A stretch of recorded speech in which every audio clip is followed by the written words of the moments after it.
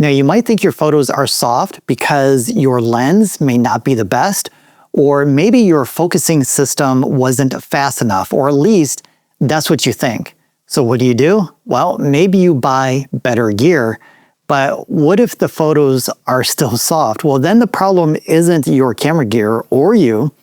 The problem is you're breaking an old photography rule when it comes to hand holding and shooting.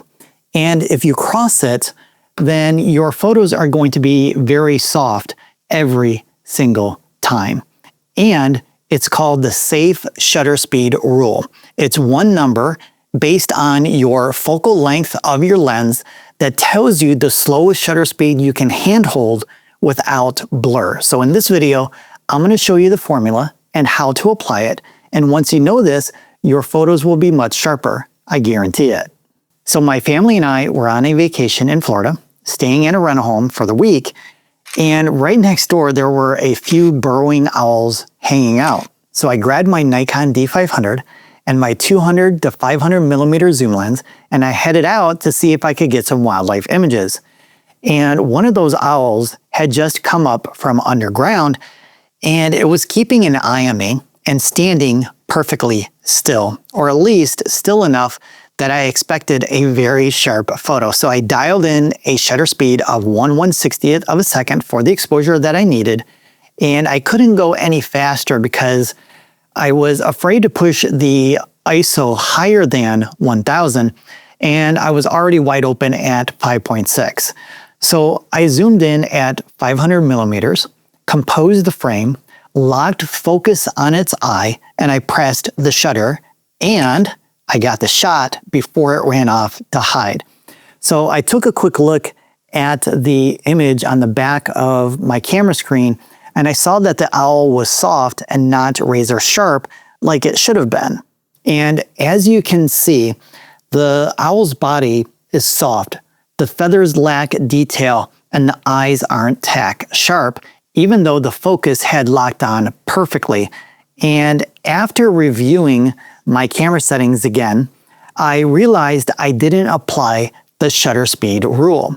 So here's the simple formula that tells you the minimum shutter speed you need to handhold a lens without getting camera shake. So your shutter speed should be at least 1 over your focal length.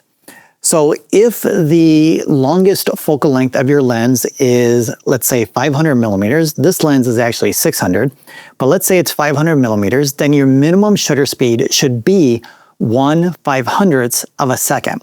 If you're using, let's say, a 70 to 200 zoom, then you need at least 1/200th of a second or faster.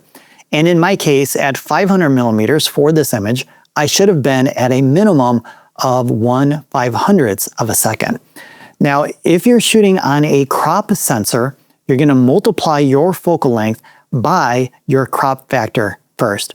So this is my Nikon Z30, and it has a crop factor of 1.5, which gives me an effective field of view of 900 millimeters on this lens. So 600 times 1.5 is 900 millimeters. And that tighter view magnifies your camera shake. So for this setup, I need a minimum of 1/900th of a second, but that shutter speed is not an option to dial in. In that case, just round up to the next nearest one if you have that situation as well. Now, here's how you can bend the rule when you need to.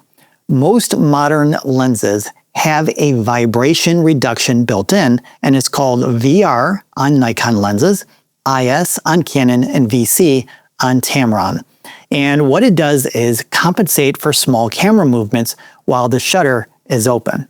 So VR can buy you a couple of stops or more depending on your gear. For this lens, it has 5.5 stops to adjust the camera settings in order to get the exposure that you want without introducing camera shake, maybe. Okay, so it all depends on the keeper rates that decides what's safe. So you have to test this out for yourself. So for example, at 500 millimeters, With VR turned on, my old lens, that is not this one, I might get keepers at 1/250th or even 1/125th of a second. But as you saw with this image at 1/160th of a second, my hit rate is much higher at 1/500th of a second.